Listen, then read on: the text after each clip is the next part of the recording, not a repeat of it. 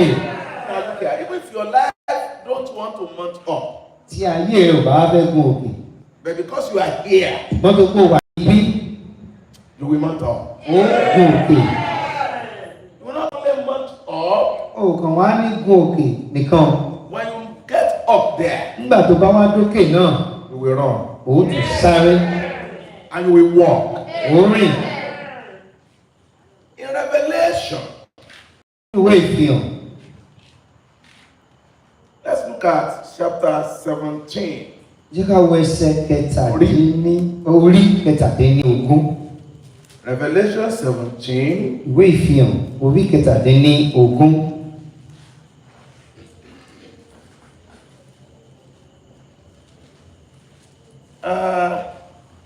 Should we read verse 1? Ẹ jẹ́ ká ka ẹsẹ̀ kìíní. Or verse 11? I'm not saying well. No. Ẹsẹ̀ kọkànlá. Ẹ ká ka ẹsẹ̀ kọkànlá. Or let's look at when. Ẹ jẹ́ ká wo ẹsẹ̀ kìíní. Verse 1 will be better. Ẹsẹ̀ kìíní. Ọ̀kan nínú àwọn áńgẹ́lì méje náà. And there came one of the 7 angels which had 7 fire and talked with me. Lórí ìgò méje. Yes. Wọ́n ní sí wá. Yes. Ó sì bá mi sọ̀rọ̀ wípé wá níhìn-ín. Èmi ó sì fi ìdájọ́ àgbèrè ńlá nì tí ó jókòó lórí omi púpọ̀ hàn ọ́.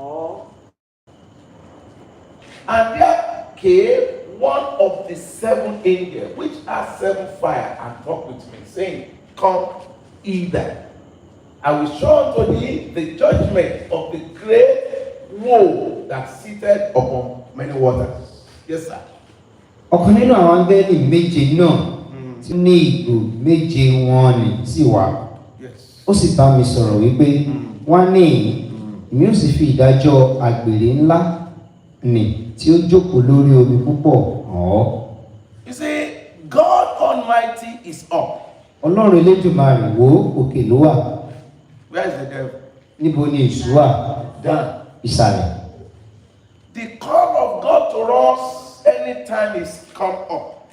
Ìpè Ọlọ́run sí wa nígbàkigbà ó ní agókè wá. The devil wants us down. Èṣù ilẹ̀ ló fẹ́ ká máa lọ. The devil wants us to remain down. Èṣù fẹ́ ká máa wà nílẹ̀. When you look at the Bible, Wọ́n tá bá wo Bíbélì. God will always say, Come here. Ọlọ́run á máa sọ pé ẹ gòkè tọ̀ mí wá. This is one of the place Ìkan nínú àwọn ibi that God says, Come here. tí Ọlọ́run sọ pé ẹ gòkè tọ̀ mí wá Because nìyí. He is up. Torí pé òkè ló wà. He will say, Come on. Yóò ní ẹ máa gòkè tọ̀ mí wá. In another place, he told John. Ní ibìkan ó sọ fún Jòhánù. In this revelation. Nínú ìwé ìfihàn yìí He náà. said, Come up here. Ó ní gòkè wá síbí. I'm up here. Òkè níbí ni mo wà. Come up here. Gòkè wá bá mi níbí. I will show you things that will happen hereafter. Èmi ó sì fi hàn ọ́ àwọn nǹkan tí ó ṣẹlẹ̀ lẹ́yìn wá. You see, God wants us to come up. Wò ó, Ọlọ́run fẹ́ ká máa gòkè wá. In that Isaiah I said, they will mount up. Nínú ìwé Àìsáyà ó ní wọn ó sì gòkè. The devil who is not up don't want us to go up. Èṣù tí kò sí lókè kò í fẹ́ ká gòkè lọ. Because he knows he can't go up again. Torí pé ó mọ̀ pé òun ò lè gòkè lọ mọ́. He had been demoted and his destiny is sealed. He cannot go up. A ti rẹ̀ sílẹ̀, àyànmọ́ rẹ̀ a sì ti fèdìdí pé kò lè gòkè lọ mọ́. But God who is up, Ṣùgbọ́n Ọlọ́run tó wà lókè he will want us to come up. yóò fẹ́ ká wá bá ń lókè. And that is why even rapture is a call upward. Ìdí nìyí gan tó fi jẹ́ pé ìgbàsókè ó ní í ṣe pẹ̀lú gígòkè lọ. God is not threatening by our way up. Ọlọ́run ẹ̀rù gígòkè wa kò bá o. It is the devil that is threatening by our going up. Òun ni gígòkè wa ló máa ń dẹ́rù bà. That is why he will never, don't sleep, oh, the devil will not want you to go up. Ìdí nìyí tó yẹ pé èṣù kò ní fẹ́ kó gòkè lọ. In any aspect, the devil will not want you to go up. Ní abala kí abala èṣù ò ní fẹ́ kó gòkè. Spiritually, he will not want you you to go up. Ní tẹ̀mí kò ní fẹ́ kó gòkè. Financially, he will not want you to go up. Ní ti ọrọ̀ ajé kò ní fẹ́ kó gòkè. Health-wise, he will not want you to go up. Ní ti ìlera pẹ̀lú kò ní fẹ́ kó gòkè. But God, who is up there, Ọlọ́run tó wà lókè níbẹ̀, he wants you to come up. ó fẹ́ kó gòkè tọ̀hún wá. And that is why when you don't want your fellow human being to go up, you have the spirit of the devil. Ìdí nìyí tó fi jẹ́ pé nígbà tí o bá ti fẹ́ kí ẹnì kejì rẹ kó náà gòkè, ó túmọ̀ sí pé ẹ̀mí èṣù ó wà nínú rẹ̀. It is the devil that hates people going up. Èṣù ló kórìíra àwọn tó bá fẹ́ gòkè. And God wants us to go up because he knows that better things are up there. Ọlọ́run sì fẹ́ ká gòkè tó kó mọ̀ pé àwọn nǹkan tó dára jù òkè wà. This is its time. Àkókò òru la wà yìí. Am I lying? Ṣé irọ́ ni mò ń pa bí? People that are living in upstairs, Àwọn tó ń gbé ní ilé alájà bíi méjì, they will not feel the heat up like the people that are living down. Am I right? àwọn ò ní mọ ooru bíi àwọn tí ó ń gbé ní ilẹ̀. When you go up in anything, Tó o bá gòkè lọ nínú ohunkóhun, convenience, comfortability, prosperity comes to your life. ìrọ̀rùn, ìṣerere àti ìgbádùn ó máa ń bá ayé rẹ ni. When we got into the civil service, Nígbà tí a bẹ̀rẹ̀ àwọn inú iṣẹ́ ìjọba, we were doing orientation for 1 month. fún oṣù kan ni wọ́n fi àwọn ọ̀rọ̀ tó wà létí bá ti ṣe máa ṣe lẹ́nu iṣẹ́. One of our lecture, Ìkan nínú àwọn ẹ̀kọ́ tí wọ́n kọ́ wa, one man came. arákùnrin kan wá wá, He retired as a general manager in the state civil service. ó fi ẹ̀yìn tì gẹ́gẹ́ bí ọ̀gá pátápátá nínú iṣẹ́ ìjọba. He told us a story. Ó wá sọ ìtàn kan fún wa. Say when he first entered, Ó nígbà tó ń kọ́kọ́ wọ iṣẹ́ ìjọba, say his mate that went to company, ó ní àwọn akẹgbẹ́ òun tí wọ́n lọ sí àwọn iléeṣẹ́ aládàáni tó tóbi dáadáa. in 1 year, Ní ọdún kan, they already building houses, wọ́n ti bẹ̀rẹ̀ sí ní kọ́lé, buying car. wọ́n ti ra mọ́tò. But he, nothing. Ṣùgbọ́n kò sí nǹkan kan. 3 years, nothing. Ọdún mẹ́ta òun ò tí ì rí nǹkan kan ṣe. He was thinking of quitting the civil service. Nínú wọn á rò ó pé àdínkù fi iṣẹ́ ìjọba yìí sílẹ̀ yìí. He said after like 8 years, Bó wá lẹ́yìn bí ọdún bíi mẹ́jọ, he didn't want to go again. òun ò fẹ́ kúrò nínú iṣẹ́ ìjọba mọ́. Why? Kí nìdí? He was going up. Torí pé òun gòkè. Things are getting better. Àwọn nǹkan sì ti bẹ̀rẹ̀ sí ní ṣe ẹnu rẹ̀ díẹ̀díẹ̀. Look here, everybody.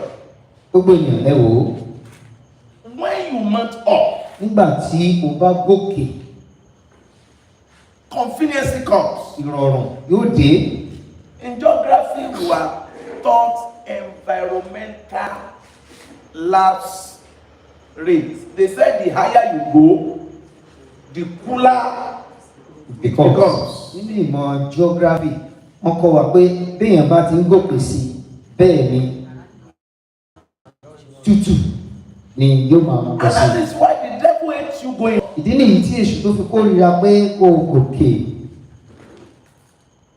But God, who knows what is up, we always say, come on, come on here. Ọlọ́run tó mọ tó wà lókè yóò máa sọ ní gbogbo ìgbà pé àní gòkè tọ̀ mí wá. He will say, come on, Gòkè wá, come on. gòkè wá. But let me tell you, getting up at anywhere is not easy. Ṣùgbọ́n mo fẹ́ sọ fún ọ, gígòkè ní ibikíbi kò rọrùn. It requires power. Ó pè It fún requires strength. agbára àti okun. It requires help Ó pè fún ìrànlọ́wọ́ to go up. láti gòkè. Look at it here. Ẹ jẹ́ ká wò níbí But ìbàdàn. when you want to climb that even small step, Tá a bá tiẹ̀ fẹ́ gun ìpele kékeré, ìpele kékeré yìí, you will need to apply better force wàá nílò láti lo ipá tó dára to step up. láti lè gùn. It is on the plain ground you don't need much strength. Ilẹ̀ pẹ̀pẹ̀ ló ti nílò okun tó pọ̀. You need power to go up. Gbọ́n nílò agbára láti gòkè. Look at me, everybody. Bí gbogbo èèyàn kan wò You ní. see, the prayer we want to pray tonight. Àdúrà tá a fẹ́ gbà ní àṣálẹ́ ìwò. Some years back, Ní àwọn ọdún díẹ̀ sẹ́yìn, I prayed for 3 days. mo fi ọjọ́ mẹ́ta gbà á. And that was why when our father in the Lord sent this flyer to me, sent this message to me, Dínì bàbá wa ní Olúwa nígbà tán fi tó mi létí àkòrí ètò àdúrà yìí. That is going to be power to go. Pé agbára láti gòkè ni. I understand it. Mo ní òye rẹ̀. You know what happened to me? Jẹ́ mo tó ṣẹlẹ̀ sí mi bí? I traveled to Ẹ̀fọn Alààyè Mountain. Mo lọ nínú ìrìnàjò lọ sí orí òkè Ẹ̀fọn Alààyè. Are you listening to me? Ṣé ń tẹ́tí sí mi bí? I went with my car. Mo lọ pẹ̀lú ọkọ̀ mi. And I was going. Mo sì ń lọ. I got to Ẹ̀fọn Alààyè. Mo ṣe dé Ẹ̀fọn Alààyè. I wanted to go to the mountain. Mo fẹ́ gun orí rẹ̀ lọ. But my car Ṣùgbọ́n ọkọ̀ mi couldn't go. kò lè gun òkè náà. I tried. Mo gbìyànjú. I will reverse Màá tún fìdí lọ sẹ́yìn to go. láti ti gun tún òkè náà gùn. You couldn't. Kò ní lọ. So at this point, I have to park the car Nígbà tó wá yá, mo ní láti fi mọ́tò náà sílẹ̀. and I trek. Mo wá fẹsẹ̀ rẹ̀. It took me where I parked my car from that point to get to the mountain. It took me trekking for 55 minutes. Níbi tí mo wá gbé mọ́tò mi sí àti bí mo ti ṣe rìn lọ sí orí òkè náà, ó gbà mí ní ìṣẹ́jú márùndínlọ́gọ́ta In the night, ní àṣálẹ́. when I was going up, Nígbà tí mo wá ń gun òkè náà, I didn't meet any woman being mi ò pàdé èèyàn kan báyìí except one Fulani àyàfi Fúlàní kan in the thick forest nínú igbó aginjù with his cows. pẹ̀lú àwọn màálù rẹ̀. I have requests to pray on the mountain, Mo ní àwọn ẹ̀bẹ̀ àdúrà tí mo fẹ́ gbà lórí òkè, but I changed it. ṣùgbọ́n mo yí padà.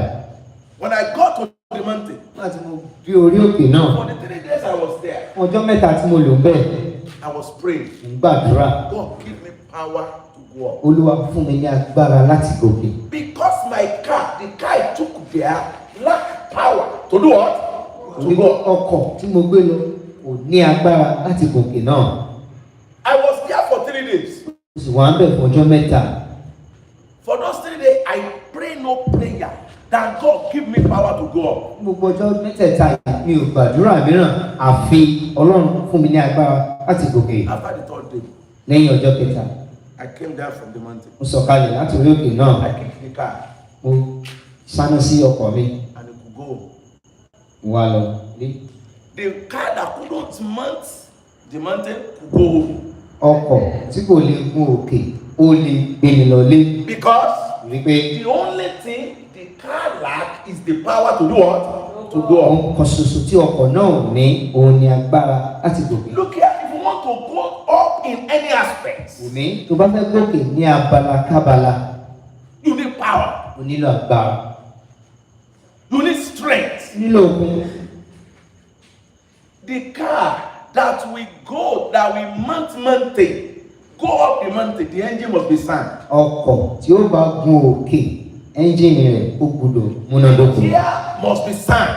Ti jíà rẹ̀ ó gbọ́dọ̀ múnádóko pẹ̀lú. That was the problem of that car then. Ìṣòro tí ọkọ̀ náà ní nígbà náà nìyí. But I believe that God used it to help me to pray that prayer. Ṣùgbọ́n mo gbàgbọ́ pé Ọlọ́run lò ó láti ràn mí lọ́wọ́ láti gbàdúrà tí And mo I gbà want to lọ́jọ́ tell náà. the people of God Mo sì fẹ́ sọ fún ẹ̀yin ènìyàn Ọlọ́run. that that prayer I prayed for 3 days, Àdúrà tí mo gbà fún ọjọ́ mẹ́tẹ̀ẹ̀ta yìí, it has greatly helped my life. ó ti ran ayé mi lọ́wọ́ It has helped lọ́pọ̀lọpọ̀. me financially. Ó ti ràn mí lọ́wọ́ nípa ti owó. It has helped me in terms of business. Ó ti ràn mí lọ́wọ́ nípa ti okòwò. God has, you see, promoted me. Ọlọ́run ti wá gbé mi ga. Look here, don't take it for a joke. Wò ó mú mi yẹpẹrẹ o. When you get up, the devil knows you will live better life. Nígbà tó o bá dókè, èṣù gan mọ̀ pé ayé tó máa gbé ayé tó sàn tó The dára. Bible said, they that wait on the Lord, Bẹ́ẹ̀ni ní àwọn tó bá dúró de Olúwa. he said, the Lord will renew their strength Ọlọ́run ló tún agbára wọn ṣe so that they will be able to mount up with wing as kí eagle. wọ́n bá lè fi ìyẹ́ gun òkè bí ìdì. Look here, wing is a strength. Ìyẹ́ okun ni. And God is willing that we go up. Ọlọ́run sì ń fẹ́ ká gòkè. Look here, where you are, ibi tó wà. It's not God's will. Kì í ṣe ìfẹ́ Ọlọ́run. God wants you to go up. Ọlọ́run fẹ́ kó o gòkè. God wants you to operate at the highest level. Ọlọ́run fẹ́ kó o máa ṣiṣẹ́ ní òkè téńté. Look here, if you are into business, God wants you to operate at the highest level of your business. Tó bá jẹ́ pé okòwò ló ń ṣe, Ọlọ́run fẹ́ kó o máa ṣiṣẹ́ ní òkè téńté ìkòkòwò yìí. If you are selling biscuits, Tó bá jẹ́ pé bisikíìtì ló ń tà. and you are selling one by one biscuit, Tó wá ń ta ẹyọ kọ̀ọ̀kan. you cannot compare your gain to somebody who is selling in dozen. Èrè tó ń rí o lè fi wé ẹni tó jẹ́ pé ní dọ́sìn ló ń ta tiẹ̀. And if you are selling in dozen, Tó bá wá tó ń tà ní dọ́sìn, you cannot compare your life with somebody that is selling in carton. ayé rẹ̀ o lè fi wé ẹni tó jẹ́ wípé páálí ní páálí ló ń tà. If you are selling in carton, Tó bá ń ta bisikíìtì ní you páálí, cannot compare yourself to a distributor. o lè fi ara rẹ̀ wé ẹni tó jẹ́ pé òun tún pín fáwọn mìíràn tó ń tà. A distributor cannot, compare himself to the people who owns biscuit factory. Ẹni tí ó wá ń pín bisikíìtì fún àwọn tó ń tà kò tún lè fi ara rẹ̀ wé àwọn tó ní ilé iṣẹ́ tó ti ń ṣe gan-an. One of our pastors in Ibadan, Ìkan náà àwọn olùṣọ́-àgùntàn wà ní Ìbàdàn. he works with the Yale biscuits. Àwọn tó ń ṣe yálé bisikíìtì ló ń bá ṣiṣẹ́. He told me recently, Ó sọ fún mi láìpẹ́ pé he entered the warehouse of Yale. pé òun wọ ibi tó máa ń kọjá sí nínú ilé iṣẹ́ yálé. He said the waste, biscuit waste, what they are realizing from biscuit waste is what they are using to pay salary. Pé owó tí wọ́n rí lára àwọn bisikíìtì tó ṣòfò òun ni wọ́n fi ń san owó oṣù àwọn òṣìṣẹ́ wọn. Using to maintain machine. Òun ni wọ́n fi ń tún àwọn ẹ̀rọ wọn ṣe. The profit from the biscuit they are selling, they are even not touching it. Pé èrè tí wọ́n rí lójúlówó bisikíìtì tó ń tà gan kò tiẹ̀ fọwọ́ kàn án. Look here. Wò.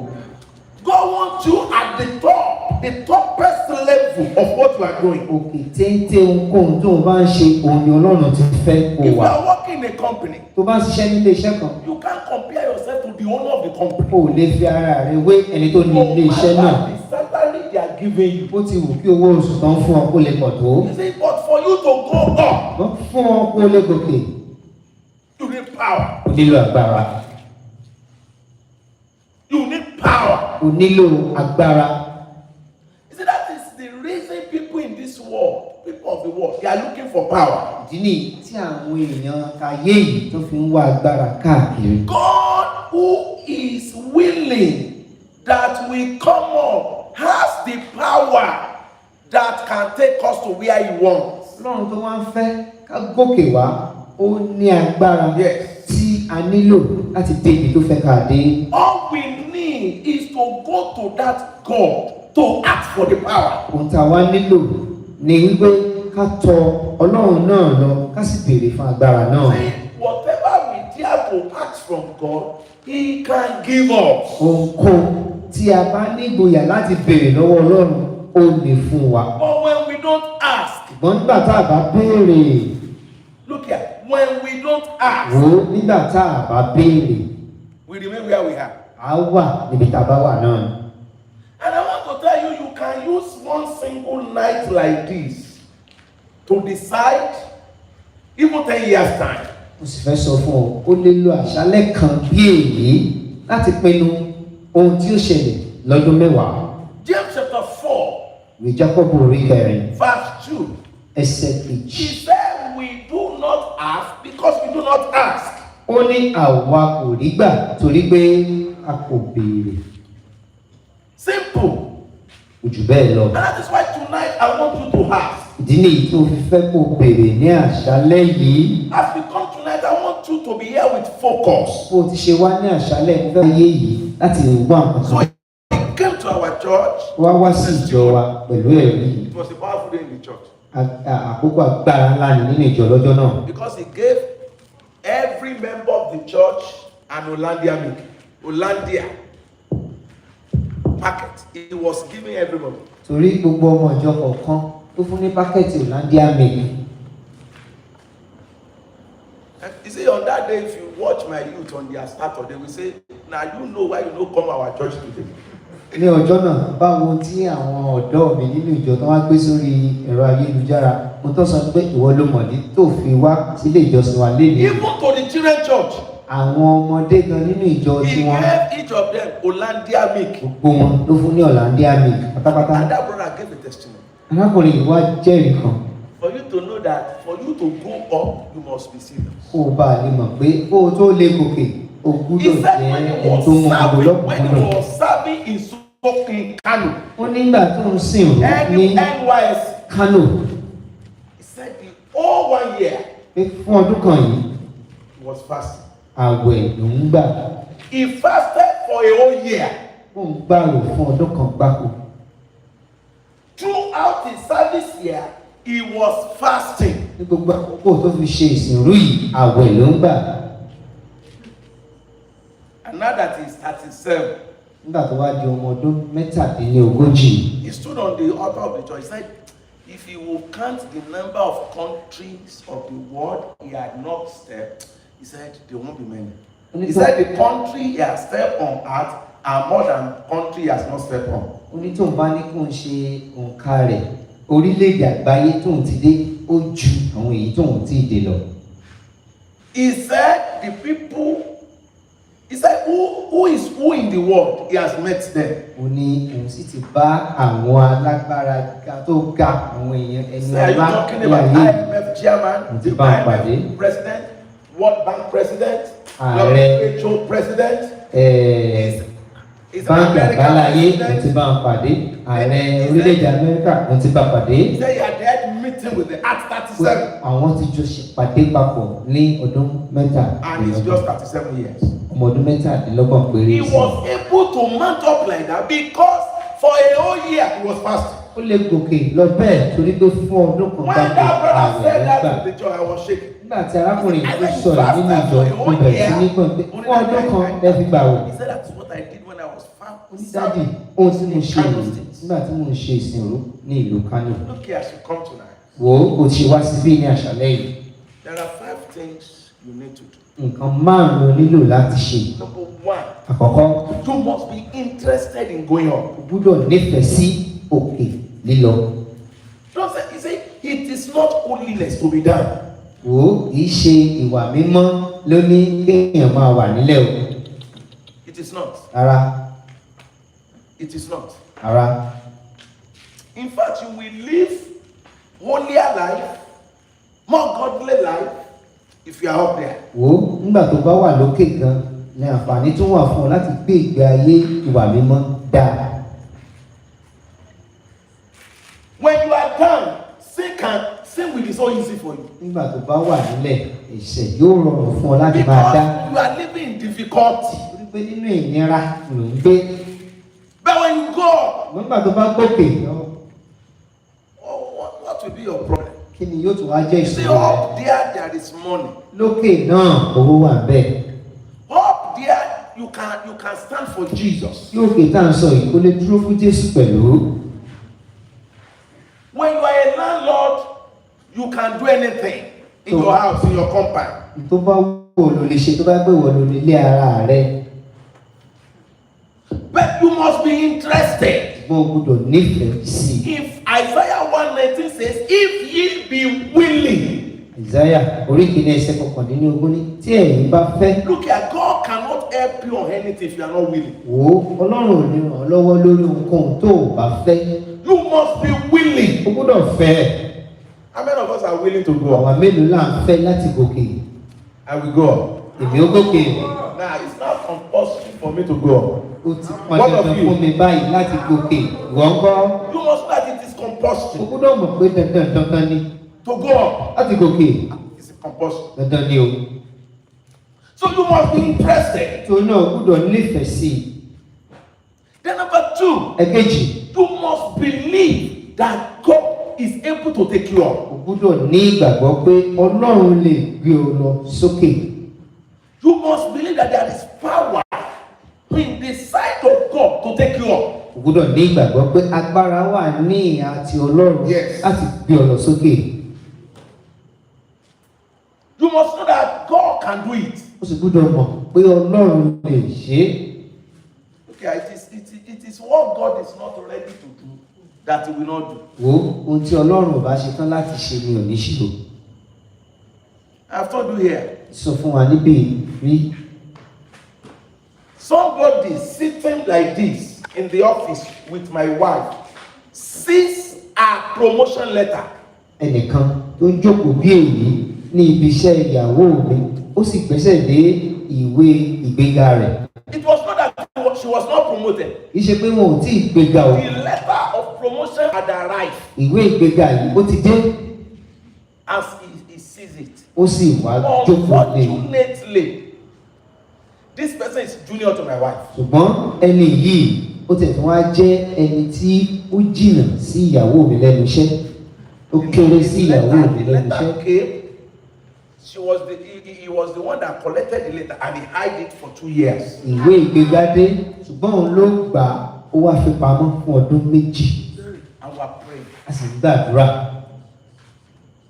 When the prayer got to 11, Náà tí àdúrà náà wá my dé wife ìpele was kan. sitting down in her office. Ìyàwó mi kàn jókòó níbi iṣẹ́ ni. And she had that voice in her ear. Ó sì gbọ́ ohùn náà ní etí rẹ̀. That go to that table. Pé lọ síbi tábìlì yìí. Bring out the drawer. Fa tábìlì náà fà síta. Something's inside for you. Nǹkan kan wà níbẹ̀. As he went there, Wọ́n sì lọ síbẹ̀. throw out the drawer. Wọ́n fa tábìlì náà yìí. Lift up a file. Wọ́n gbé fáìlì kan The sókè. letter is what was her letter. Ó sì rí ìwé ìgbéga 2 years ago. tí ó yẹ kán ti gbà lọ́dún méjì sẹ́yìn. You see? It was on that day. Ní ọjọ́ náà Jeremiah 33 verse 3 became clear to me. ní ẹsẹ̀ ìwé Jeremiah orí kẹtàléníọgbọ̀n ẹsẹ̀ kẹta ló wá yé mi Now kedere they call upon me. pé képe mi And I will answer you. èmi ó sì dán ọ lóhùn, And I will show you èmi ó sì fi hàn what is there. kí ló wà bẹ́ẹ̀. Great and what? Òun ńlá Which what? alágbára tí o kò mọ̀. Tome. And you know not. You must believe that God is able to do it. O gbúdọ̀ nígbàgbọ́ pé Ọlọ́run lè ṣe é. Number 3. Ẹ̀kẹta, You must have clean hearts. o gbúdọ̀ ní ọkàn mímọ́. You see, if God knows that when you get up there, Tí Ọlọ́run bá mọ̀ pé tó bá ti dókè yìí, you will be misbehaving, He will not help you. ó máa hùwàkiwà kò ní ràn ọ́ lọ́wọ́. One boy was telling me one time. Ọmọkùnrin kan sọ nǹkan fún mi ní ìgbà kan rí. That this year, That's one of the only Lord doing. he says this year as you are entering this year, Èmi náà gbọ́dọ̀ pa mi sí yàn lá. me too, I must pour water on somebody. N gbọ́dọ̀ pa mi sí yàn lá sẹ́. I must pour water on Ìyẹn ni pé somebody. kọ́nà amọ́tò fún kó fi ta mi sí yàn lá. That God should just get in the car so that I can splash water Ó on ní lọ́dún somebody. sẹ́, àwọn tó ń sọ ẹjọ́ ń gbẹ́nu lé. We Wọ́n are ní saying pásítọ̀ the same lọ́dún man. àtàmì sí Pastor, yàn lá. this year I must splash water on somebody. Mo ra mọ́tò lọ́dún yẹn. That year he couldn't buy the car. Títí tí ọkàn rẹ̀ Till his heart tó fi mọ́. became clean. Ó ní ẹ̀yin ń béèrè. He says, you ask Ẹ̀rí gbà. and you receive not. Ní gbé ẹ̀fẹ́ lò fún ìfẹ́kúfẹ́ yín. Because you want to use it on your evil desire, a lustful desire. Ìsìnká ọkọ̀ fẹ́ gòkè. If you know you want to go up, Kó o lè bá wọn fi yẹn jẹ́. so that you can God check not it hear on you. Ọlọ́run ò ní ta Ọlọ́run. You must have clean hearts. O gbọ́dọ̀ ní ọkàn mímọ́. Then number 4. Ẹ̀kẹrin, Look at when we start to wò ó, pray. nígbà tá a bá bẹ̀rẹ̀ sí ní gbàdúrà, You have to pray. o gbọ́dọ̀ gbàdúrà o. You see, I know one thing, Èmi mọ̀ nǹkan kan, and I can say it anywhere. mo sì lè sọ ní ibikíbi God answers prayer. pé Ọlọ́run dáhùn àdúrà. Last month, Ní oṣù tó kọjá, I am 2 of my children in the Lord. They are in UK. We decided to pray for 3 days. èmi àti méjì nínú àwọn ọmọ ìjọ mi wọ́n wà ní ìlú ọba. A pinnu láti gbàdúrà fún ọjọ́ mẹ́ta. They have immigration problems. Torí wọ́n ní wàhálà ìwé ìgbélùú. Ọmọ yẹn ní dáàdì mi fẹ́ wálé. And that child said, Daddy, I Ìyàwó want mi to ní come dáàdì back. àfẹ́ wá ilé. The wife also said, Daddy, we don't want to come back. February ni ìwé ìwò pè ní ó But kì. February, our Response documents for are due. response. And we have no sponsors. Ṣé pọ̀pọ̀lọpọ̀ ló ló ti wálé láti UK Do you know that so many people are back home from Lagos? Èkó náà ti lọ, Ìbàdàn náà dé sí. They went from Lagos, but they will soon back. Ìbàdàn náà ti lọ, Port Harcourt náà gbé báyìí. Went from Ibadan, now they have relocated to Port Harcourt. Náà bá fẹ́ pè ọ́ WhatsApp náà fi ń If pè you ọ́ want to call you, máa wà lọ, wọ́n ti use dé. WhatsApp to call you. But you are still thinking you are there, but they are back home. Èmi mẹ́rin nìkan ráì, ó ti wá I ní know Èkó somebody ló wà. that is back in Nigeria. Àwọn ọmọ ìbá sọ fún wọn ní dáàdì, And his children told me kíláàsì rẹ̀ mọ́. that what are we going to do Kò now? sí bẹ́ẹ̀ ṣe bẹ́ẹ̀ mi lẹ́sìn, àgbàlagbà. There's nothing you will do. You have called me, you are going to pray. Ọjọ́ mẹ́ta náà, 3 days. bàbá mọ́jọ́, Then we pick days. bàbá bẹ̀rẹ̀ àdúrà yìí.